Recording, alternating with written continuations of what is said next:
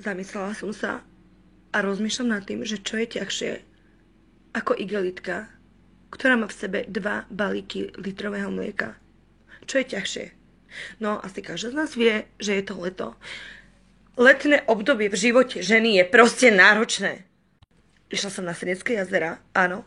Lahnem si na jazero, tvarím sa sebavedome, som sama, akože to je zámer. Ne. Ležím tam 158 hodín, vonku je 40 stupňov, tlak nižší, jak moja seba úcta, áno. Nemôžem ísť do vody, lebo keď sa dám z polohy ležmo do polohy sedmo, vytvorí sa pravý úhol.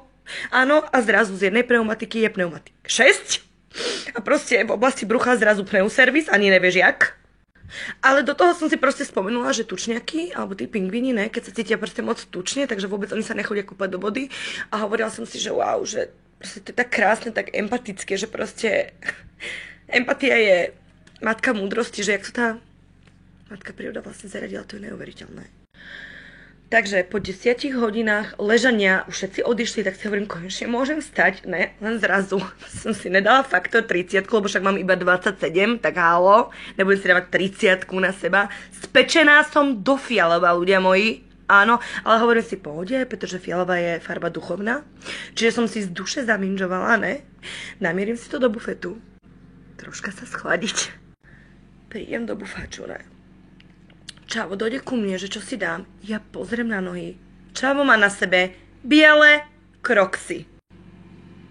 Hovorím si, Eva, neudržaj očný kontakt. A potom si hovorím, ne.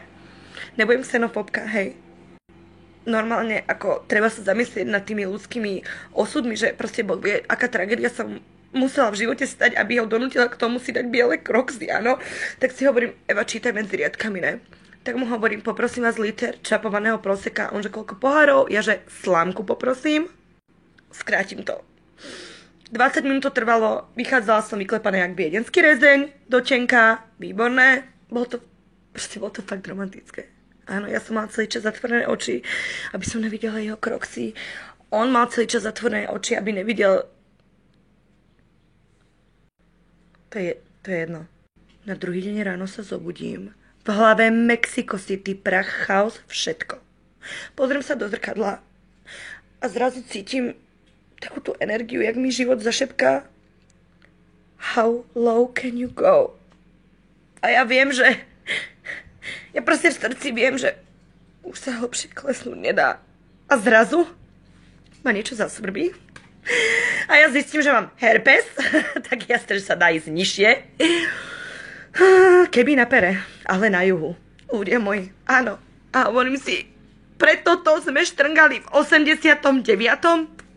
Preto toto je tá sloboda. Proste ľudia, ja sa chránim, proste ja si každý deň dávam vitamín C, dávam si 5 tibeťanov. Zrejme som mala byť ten durek z peňaženky, čo už mám pol roka, ale kto to mám vedieť?